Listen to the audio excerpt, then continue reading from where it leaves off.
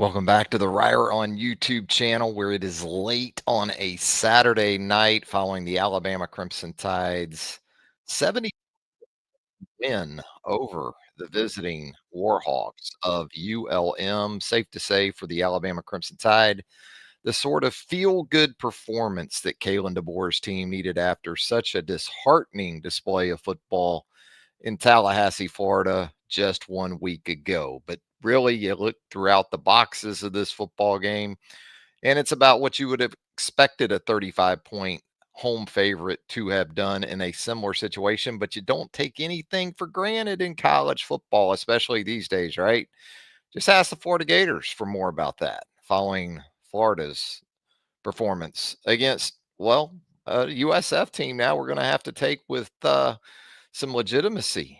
Drilled Boise State and then goes into Gainesville, knocks off the Florida Gators this evening. So Alabama, boy, again, just about from every aspect, a dominant performance. And you want to throw the football around. Alabama did it to the tune of 7 touchdown passes. I thought there were some interesting scripted, and as Kalen DeBoer said in his post-game comments, intentional situations that we saw throughout the game, starting with the quarterback position. Ty Simpson was literally perfect, threw a perfect game. First quarterback in Alabama history to get off to the type of incompletionless start that he did on Saturday night. Sparkling was Ty Simpson. Obviously, a much more comfortable Ty Simpson. And I know the cynic in me, much less the cynic in the rest of you, especially after last Saturday, will point immediately to the competition, because even by ULM standards, this is not a good or anything resembling a good ULM team. But to go out there and be as crisp and as efficient, and again, to stay within the structure of the offense more so than we saw. And it helps. You know you're going to have more time against a defense like ULM. You know your receivers should be able to create more separation. You're going to have more of your wits about you, you would think, in your first home start as compared to your first road start a week ago. But Ty was really, really good. No other way to put it. Thought it was interesting. Kevin Riley got the start at running back. I thought he was very deserving of that after last week. And the thing that continues to stand out about Kevin Riley, maybe as much as how much I like his running style, which is a decisive approach, which is, in my opinion, in some ways reminiscent of a little bit of Glenn Coffey, is that this guy can really catch it out of the backfield. I mean, they love to run that rail route down the sideline with these backs, and Riley has shown that he can handle that. And kind of the rotation at running back, rotation at quarterback was interesting, to say the least. To see a scripted possession for Austin Mack there that early in the football game, even though at that point, Alabama was already well in command, but that was the plan apparently going into the game, was that first full series of the second quarter, you were going to see Austin Mack. Mack responded well. A big guy, as we know, tremendous history or extensive history with Ryan Grubb, with Kalen DeBoer.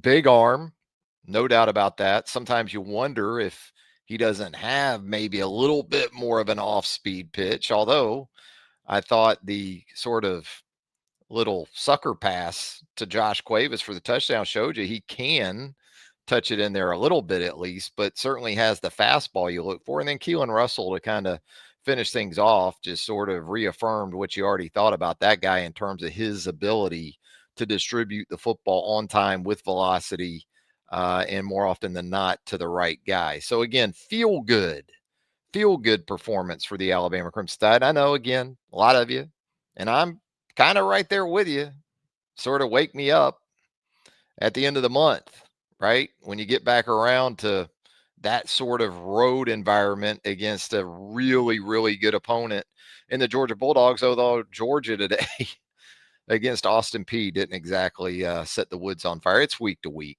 college football. It really is. Football in general, but college football, it seems like more so than ever, because the matchups can change so much week to week with the different styles and personnel and philosophies and approaches and things like that. But from a psyche perspective, this was exactly what this Alabama team needed. Forget about everybody else. Forget about you. Forget about me. What these players, what these coaches needed was exactly what they got Saturday night in the win over ULM. Defensively, three takeaways. You like that? Justin Jefferson with an interception.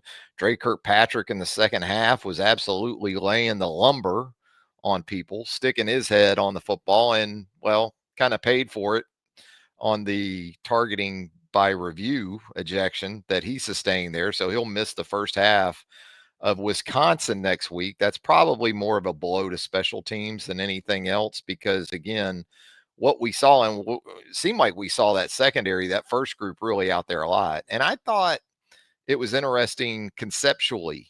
I saw some 3-4 out there. I saw Justin Hill come on with three other linebackers. You had three DLs and a four-man secondary. I mean, this has been almost exclusively under Kane Womack a 4-2-5 through 15 games now. But I saw some dime tonight. And last year, for sure, and I don't think against Florida State, we really ever saw dime. Saw six defensive backs on the field. But I saw Bray Hubbard drop down into what used to be the money position under Nick Saban in previous years, and saw Hubbard as kind of that hybrid linebacker with a six defensive back look. And you saw DeJohn Lee come on at corner and Xavier Brown maybe slide inside to Husky and, to go along with Damani Jackson and Zay Mincy and Keon Sabb. So I did think there were some interesting things. I think I also saw Dave Womack on the sidelines once again, which, look, I don't have great thoughts about that type of stuff, although I have all the respect in the world for Coach Womack and the career he had. And if he's grinding tape every day and he's in meetings, hey, but that's just me. But otherwise, three takeaways for the Alabama defense. I think held ULM to 3 yards per play.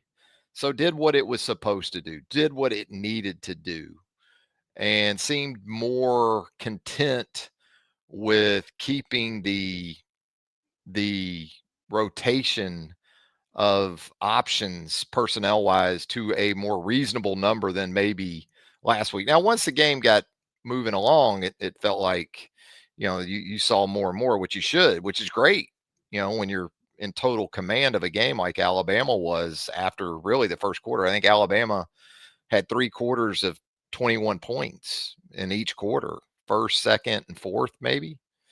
And so, I thought that was interesting, though, from a defensive standpoint. Maybe it had something to do with trying to be a little stronger on the perimeter in some ways, getting some more speed on the field in some other ways. Whatever. It'll be interesting to see more so. They took a look at some things that felt like during the game tonight defensively with some 3-4 and some dime and see how much carryover there is into Wisconsin next week. But from a personnel perspective, was really able to play everybody in the game, which is another good thing for your team morale, especially after a week where it's been, I wouldn't say this qualified as a circle the wagons performance because you're still playing a team that you should beat with your twos or threes and fours. But they obviously were engaged from the outset, which was a positive. There wasn't sort of this hangover from Florida State. And, it was more of a concerted effort, it looked like, to be more of a enthusiastic and energetic bunch on the sideline. And when you got into those twos, threes, and fours, to kind of really let those guys know it when they did some good things. And that was probably one of the best things about the performance. Paul Witt checking in here, and you can do the same in the live chat. We appreciate you being up late with us on a Saturday night. Paul Witt says Lesier Brooks has that juice. Yes, he does. No Ryan Williams, no Tim Keenan, no Jam Miller. Obviously, no Jeremiah Beeman, so opportunities for a lot of guys, and Lassiere was one of them. And he absolutely does. Very impressive how Paul, and I know you know this, how he can transition from receiver to ball carrier as quickly as he does. Just very dynamic. It's stuff you saw in his high school tape, but there's guys on this Alabama team that have that kind of high school tape that it hasn't translated, at least to this point, or certainly not as quickly as it looks like it's going to for Lazier Brooks. He is going to draw comparisons to Jalen Waddle. I think that's inevitable, not even so much because of his dynamic speed and acceleration and those type of things, but even Kalen talked about this post game tonight. He plays bigger than he is. In other words, he can go up and get it. Jalen Waddle could flat out. There's some catches I think about with Jalen, maybe even the 2018 SEC championship game. He caught a ball over on the sideline where he just went way up and got the football. And he's not a 6'3" guy, not a high point specialist, at least not in terms of his size. But Lassier Brooks, very impressive in this performance on Saturday night. Chuck checking in here in the live chat. They played hard from start to finish, but can they stay hungry all season? Good job, Bama. Keep going forward with your butts on fire. See, that's the perspective to take, that's the way to sort of look at things, is that, hey, credit this football team. Could have came out, what was it Nick used to call it? The Brook Trout look, the Brook Trout face, and not really bring it from the outset, but they did. They absolutely did. And it's also fair to say, great, now let's see if they can carry it over against a Wisconsin team in Tuscaloosa that they should beat, and perhaps beat decisively. I know Wisconsin got the W over Middle Tennessee today in Madison, but it's a pretty ugly first half for the Badgers, and their fan base kind of let them know it. Angry fans, man. Angry fans all over college football these days. Dre Kirkpatrick looked good, a real puncher. Yeah, he'll pop you. That's the one thing about Dre Jr. Playing that husky, playing sort of that safety position. You don't like to see guys get ejected for targeting, but after the pillow-like performance we saw from this Alabama defense last week, I think Alabama fans were happy to see anybody kind of play with that sort of aggression. And it's especially great to see it when it results in takeaways for your defense, like it did with Dre forcing that fumble and QB Reese with the scoop and the near score anyway for QB. Chuck checking back in. Glad to see the Jelly Hogs up front play harder. Wow. Jelly Hogs. Seemed like that offensive line got a lot of run tonight, too, those first guys. They subbed, obviously, but started the second half with them and played them. It almost felt like they were trying to get maybe some of those guys some conditioning work, and obviously getting them work together. It was good to see Jaden Roberts back in there. We saw him in the first half jump back in there at right guard.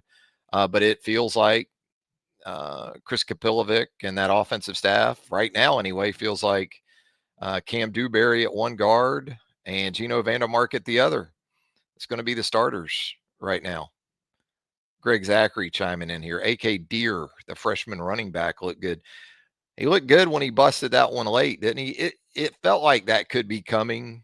He was, I wouldn't say tentative. He was running like it was pretty much his first action, which it was on some of the earlier carries, but you saw him sort of start to, pop a little bit as he got a few more carries into it. And so it wasn't a huge surprise to see him bust the one late to get Alabama to 73 for the game. And they played all those backs tonight. And again, I thought the rotation coming out of Florida State was probably what it should have been. Kevin Riley up top, Rich Young, and then it was pretty much those two guys.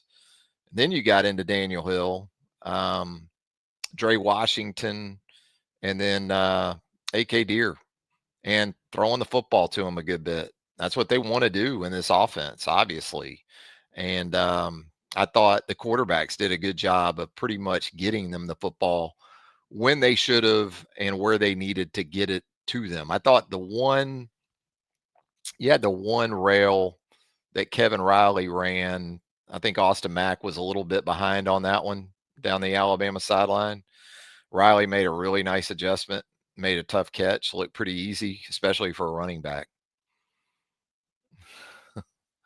Chuck he's still trying to explain the offensive line situation there. Regardless, you know, in the second half, I thought you saw kind of a 2 or 3 snap sequence where, again, Caden Proctor gave it up to some athleticism and kind of stood up in his stance a little bit and in his set, and you got pressure on your quarterback, and then I think Wilkin gave up a little bit of edge pressure a snap or two after that. But again, you got to take the competition into consideration, no doubt about that. I'll tell you, I thought some of the third guys or third guys that came in. I thought Jackson Lloyd, he did have the holding call late, but you can see that from a pass protection perspective, especially, he has a very, very high ceiling because he looks like a natural pass setter, and he's not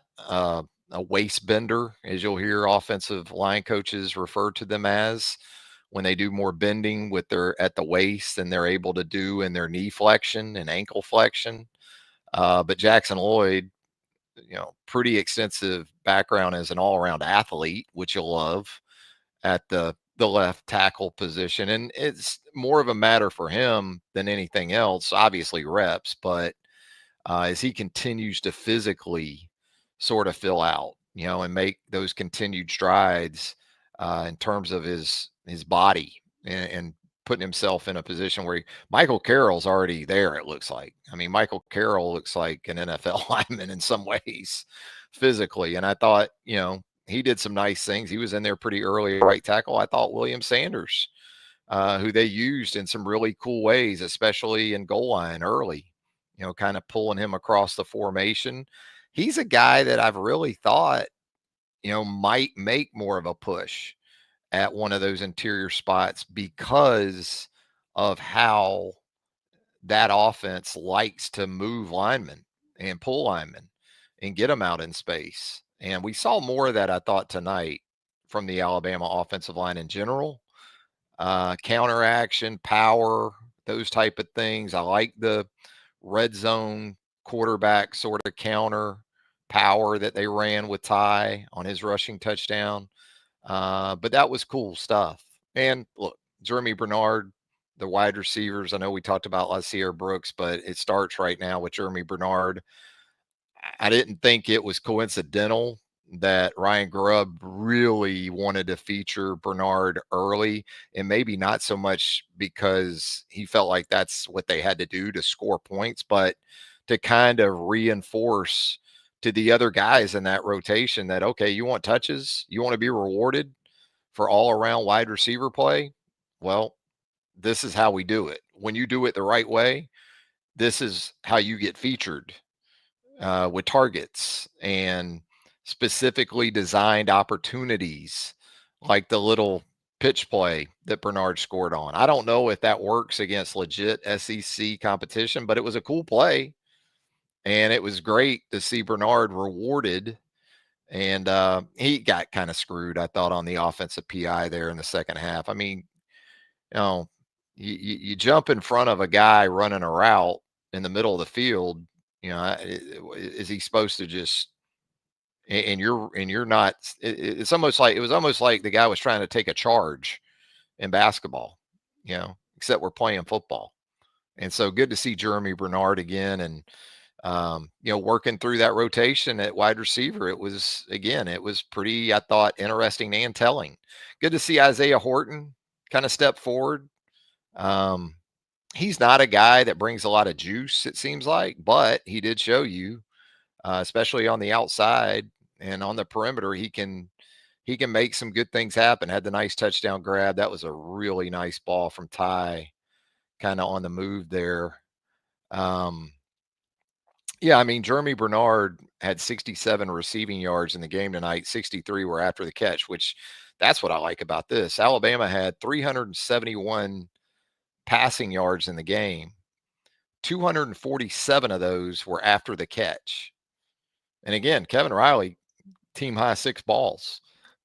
So they wanted to really try to get him the football. It was good to see Cole Adams too. I don't know how you watched the game tonight and don't feel great for that guy after everything he's been through. Thought he looked good on punt returns. He did get the clothesline treatment early. Boy, ULM punter. That guy's tough enough to maybe bounce at a tavern in West Monroe. But Cole, in all seriousness, and it's good to see his teammates get it. After he scored his touchdown, his teammates, you could tell they were authentically happy for Cole Adams. Sometimes I see this stuff after a performance like Florida State, and I wonder myself, how much is this being coached? Has this been coached into this team? And how much of it is authentic? Because if it's not authentic, it's going to tell on you soon enough. But I felt like in most instances anyway, Saturday night, it did come from the right place, from where you would like it to come from. Rico Scott, 3 catches for 34 yards.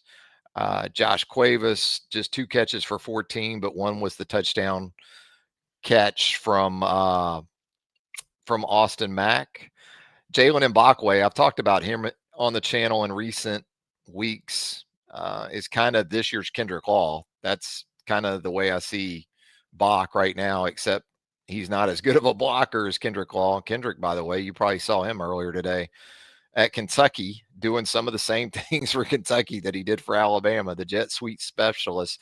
And, that's kind of the way Alabama got Mbakwe the ball on Saturday against ULM, but still good to see him get involved. What about Caleb Edwards, the true freshman tight end, catches a touchdown pass in his second game for the Crimson Tide. So 7 touchdown passes to 6 different receivers from 3 different quarterbacks.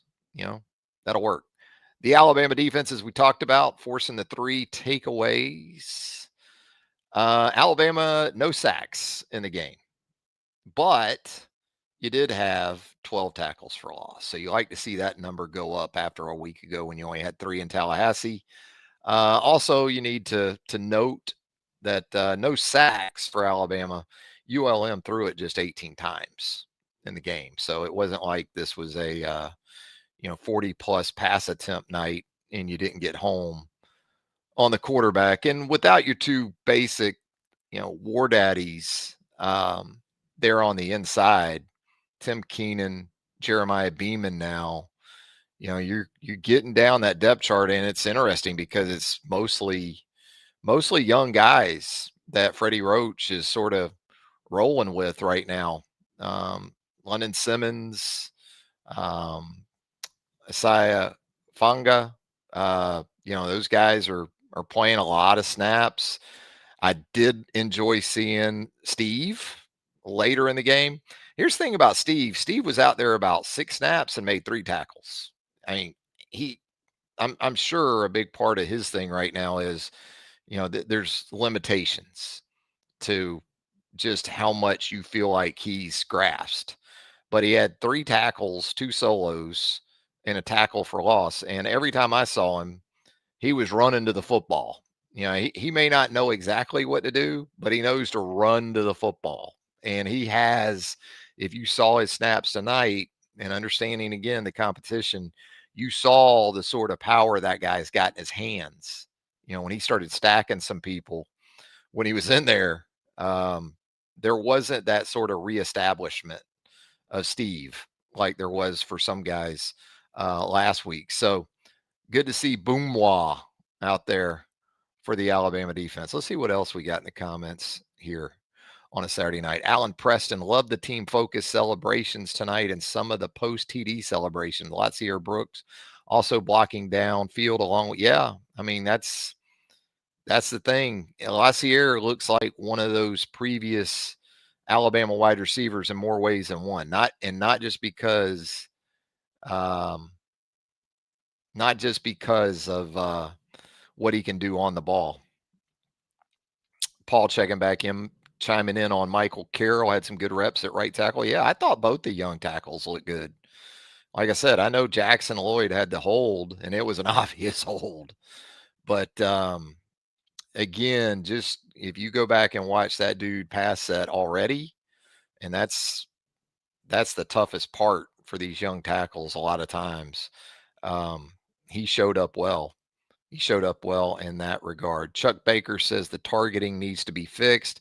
Yeah, I mean, that was a tough one with Dre Jr. because you're just hoping if you're an Alabama fan, you get to the next snap call. Um, and you get to the next snap. You get the next snap off, but after the hit, you're already thinking, you gonna get to the next snap, even though it's not called on the field, because those type of hits, man, they're usually going to draw some type of attention, no doubt about it. Stephen Burton chiming in here. What's impressive?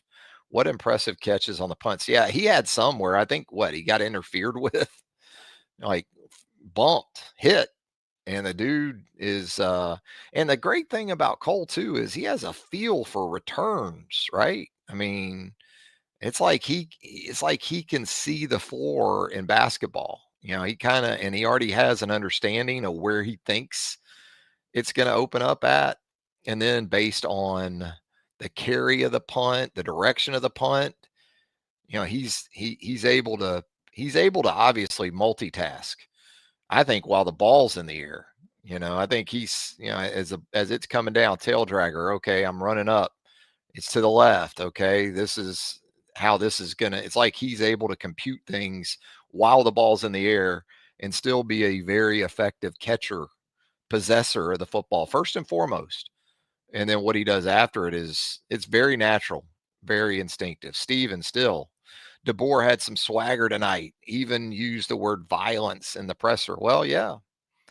What about Kalen going back to the hoodie? It's like Kalen said, hey, I gotta be me. I gotta be me. And that's what he should do. I mean, there's a reason why they hired you to come do the job, and it wasn't because you were a hoodie or polo guy. Win damn games, and it won't matter. But I thought in the post game it also was a subdued DeBoer. Um, I think I don't think he was. I didn't get the sense he was worn down from the noise over the last 5 or 6 days as much as he was guarded. You might see a more guarded Kalen DeBoer moving forward in how expressive he is, because he comes off in press conferences like just a good dude and a fun guy to be around. And I don't know, maybe the last week or so he has had some of that used against him, or uh, maybe he thinks he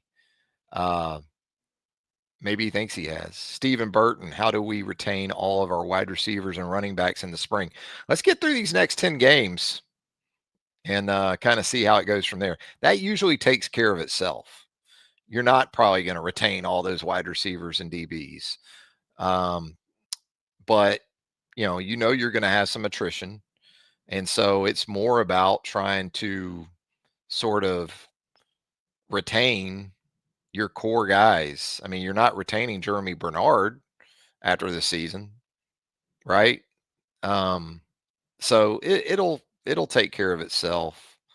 Running backs kind of the same thing, but it's such a long season, and we talked about this so many times before.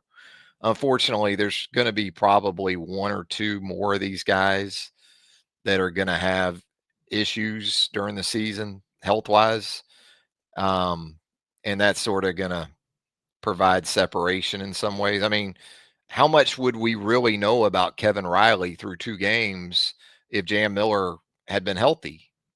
So, you know, in Jam, it sounded like post game, I don't know. And I even pregame tonight, doing some stuff with the collarbone or the shoulder, upper extremity. And DeBoer in his post game press conference tonight referenced Jam for the upcoming practice week, along with Tim Keenan, which would be absolutely huge. But I still wouldn't rush either one of those guys. They're veteran guys.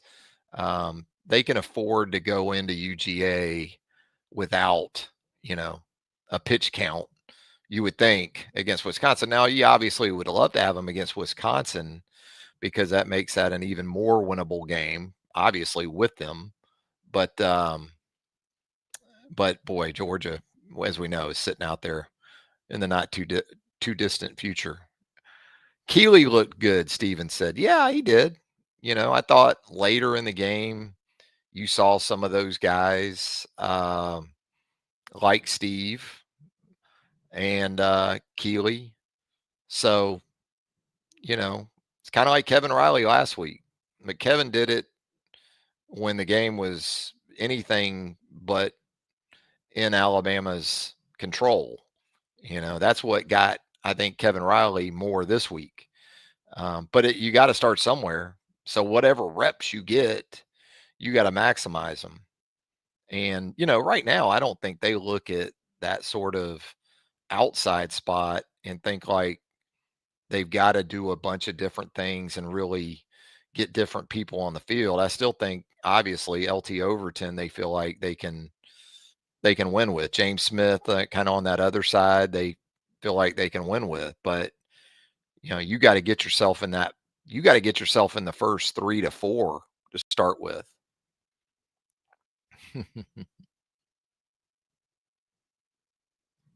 Oh, Mary Faith Peace, typical word salad presser from DeVore. So again, as we talked about in the lead up to this game, they're really the for a lot of folks, and understandably so, not just because of Florida State.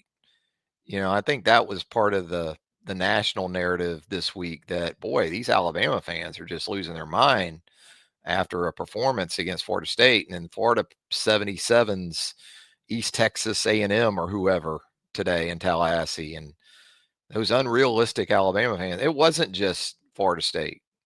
It was the second half of last season, and it was the road specifically, and it was performances against double-digit underdogs on the road. And so Alabama, did what it typically does against overmatched opponents at Bryant-Denny Stadium on Saturday night. So for a lot of people like Mary Faith Peace, whatever they hear from Kalen DeBoer post game isn't going to resonate all that much. And, it's kind of understandable. We didn't see Saturday night, right? Or at least in a punting uh, capacity was Blake Dowd. That's always a good night, right? When you don't punt it and your punt returner stays busy. Those are two trade-offs you like to make. But we did see what, 3 kickers in the game? A couple of guys handled field goal extra point. I give Connor Talty some credit too. Again, I know it's a blowout against an overmatched opponent, but I like some of the games within the game sometimes for your players and your specialists. And I thought Talty had that opportunity there in the third quarter when he made the 47-yarder from the middle of the field, but they blow it dead just as the snap is going back. He goes through with the kick, drills it right down the middle, but they're going to go to review about whether it was a catch or not on the play before. So review calls it a catch. So now he's got to kick it again, but not just kick it again. He's going from the middle of the field to the left hash mark, and he drilled that one. So little love for Connor Talty. Big concern, but I'll tell you, inside 52, 53 in his first 2 games anyway, he's been pretty much money. And games like this are great. I mean, you got the MJ Sherwins with the 20-yard touchdown catch from Keelan Russell there. What a ball that was from Keelan there on that little corner route in the fourth quarter. But yeah, feel good game, feel good performance. Kalen said afterwards they felt like they got out of it pretty much healthy. Play a ton of people. Makes for a better start to next week. Although, again, I'm sure what's going to be hammered home tomorrow, because this team does practice on Sundays, is okay. You showed you can come back from a subpar performance and have a good week. Now, can you handle at least a glimmer of prosperity? Because this team won nothing on Saturday night. I mean, it won a bye game in convincing fashion, but with a legitimate P4 opponent coming up in Wisconsin, can you sustain that and carry it over and stack it into another week and not just play well enough to beat Wisconsin, but perhaps do it in dominating fashion like we saw Alabama do it up in um, Madison a year ago. So anything else for me, gang, before we get out of here late on a Saturday night? Again, some of the key takeaways for me in the game, just the start of the game. I mean, they started good in Tallahassee too. It didn't mean anything, but they sustained it. They sustained it against a much more inferior opponent. We all understand that. Defensively, I thought we saw some concepts that we haven't seen much of, if we've seen it all. I mean, we saw some true 3-4 with Justin Hill on the field at least one time to go along with Quay Rusal and two inside linebackers and a four-man safety with a three-man front. And we saw some dime, something we didn't see at all last year from Kane Wommack's defense. And we saw some people we saw people running to the football in mass. We saw some guys down the depth chart like Dre Kirkpatrick Jr., um, Keon Keeley, Steve Boomois, um, bringing some physicality and some aggression. So those were all positives. It's a pretty clean game. 5 penalties, I think, for Alabama. Not too bad. Took care of the football. Let's see what else we got here before we get out of here. Here's Rat. I need to see something better than 0 sacks versus Wisconsin. Yeah, I mean, I said that about the pass rush before the season, you know? And here's the thing we can talk about too, and I don't want to be negative, Neil, before we go off here late night. Like the deep ball that Monroe hit early in the game that I believe was ruled incomplete, right? I mean, that wasn't Johnny Manziel at quarterback for La Monroe tonight. I think we can all agree on that. That wasn't Doug Peterson at quarterback. If you know, you know. If you know your La Monroe football, then you know what I'm talking about Doug Peterson. But and it ended up going incomplete. I didn't really even have a problem with Xavier Brown or whoever was supposed to be in coverage on that play. But somebody's got to get the quarterback on the ground in that situation. I don't care if he is an athletic, semi-athletic guy. You got to get that guy on the ground there. Somebody's got to get him on the ground. And, I've asked the question since the preseason, where's the real twitch in this defense in those situations? Still kind of waiting to see it. I don't know. I think Yanzi Pierre has probably been the closest thing to that. So I don't know, Rat. I'm with you. I don't know what to tell you. We'll see next week against Wisconsin. Chuck says, stay hungry and keep going forward. That's all you can do. That's all you can do. All you could do today was put last week behind you in a way that you could legitimately develop some confidence, which was going to be hard to do. But with this kind of performance, I do think it's fair to say, and it's fair to think that this team should have built at least a foundational level of confidence moving forward. That'll be put to the test. Maybe as early as next week, but you certainly expect it to be put to the test in Athens coming up in about 3 weeks. Seth King chiming in here. Keely was blowing the line up. He must have mental problems. I don't know if he has mental problems in a capacity that, exceeds the ordinary. But I mean, I think the general belief with Keon is that it's been about grasping, what they want him to do. Not that he can't grasp it, but he went through a position change. He came to Alabama to play the jack. Now he's playing more of a defensive end. And so, yeah, I think you are right about that. Seth added to that right here. He says, just mean the staff doesn't trust him. No, I mean, they obviously don't. It's like Boomwa tonight. I mean, you watch him for, like I said, 5 snaps and you go, damn. But I will say this, at some point, if the guys you trust aren't getting it done on game day, you might have to see if you got some lights go on, guys.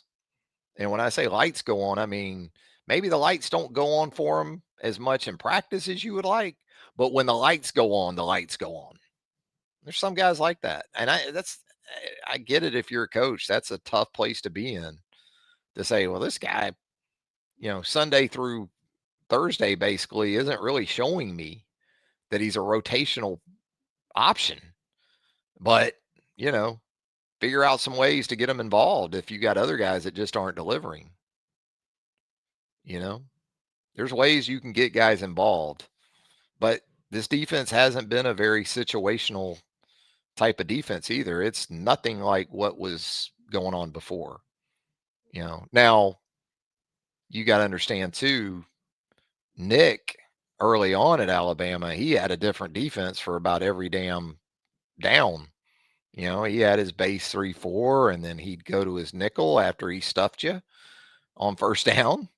And then after he got after your quarterback or put you in third and long, he'd probably go to his dime. And then offenses started running plays every 12 seconds. And that made rotating and situational defense very tough. Deborah Ferguson chiming in. Do you think Jam will be the man when he comes back? I think he deserves that place when he comes back. But I think, as we talked about just a minute ago, the silver lining in all this, it wasn't a silver lining maybe as much. And again, I don't think having Jam in Tallahassee would have been the difference in winning and losing. I really don't, because this isn't an offense that leans on that position that much. This isn't if 2015 Alabama had lost Derrick Henry at any point in the season. Yeah, you were going to be in danger of losing games. This isn't that offense. And I think we saw tonight, from the quarterback position, especially what they want. They want the ball distributed on time and where it's supposed to go. And if like Ryan Grubb said during the week, if the quarterback's running the ball a lot in this offense, it's not going to be what they've had it be in the past. But no, I think Jam would certainly deserve that, and I think they would give him that opportunity. He's earned it. They wouldn't be giving him anything, because there is a sense of comfort with him in all aspects of running back play. But again, one of the silver linings is what you've gotten to see from Kevin Riley these last 2 weeks. Seth King, if Ryan Williams misses another game, where does he fit in? Not even being sarcastic, Brooks looks dependable. No, Ryan's going to fit in. What it may mean is, where does Isaiah Horton fit in? Because if you feel like Latsier Brooks is one of your top 3, well, Jeremy Bernard is one of your top 3.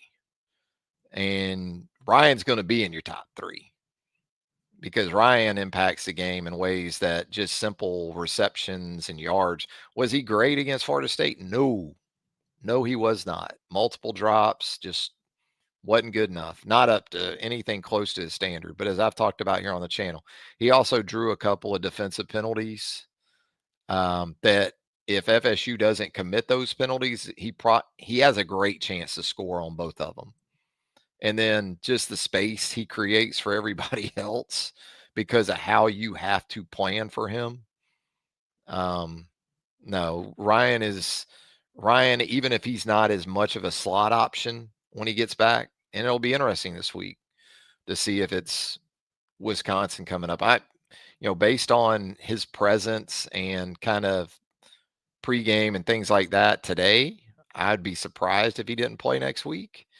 But no, it goes back to kind of it felt like the premise for this week and for this game was, okay, we're going to reset some of the competitions that we thought we had pretty much ended, including quarterback, because Kalen was very definitive in his post-game comments that every spot, not backup, not 2-3 at quarterback. He was very definitive that every spot at quarterback. And Ty answered the way you want him to. You come out and you go perfect. I mean, that's what you wanted. And that's kind of what you would expect from a guy that's been around this long.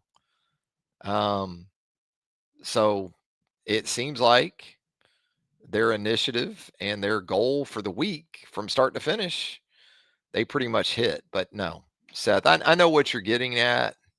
And it's great that Lassiere is going to be that kind of guy in this offense. But no, Ryan will be all right. He'll have a spot, I think, moving forward.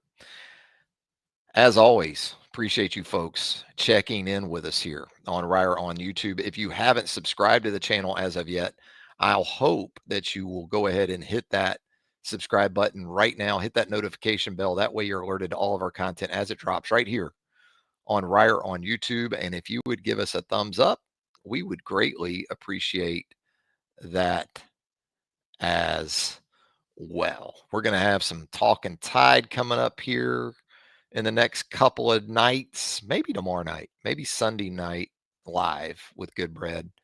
I've got something tomorrow that I got a little bit of a conflict, but I'm going to do my darndest to be back on here tomorrow night with Chase. And we'll have ongoing content and stuff that we're going to do throughout the upcoming days and weeks. Again, thanks for joining us right here on Reier on YouTube. Good night, everybody. Have a great rest of your weekend.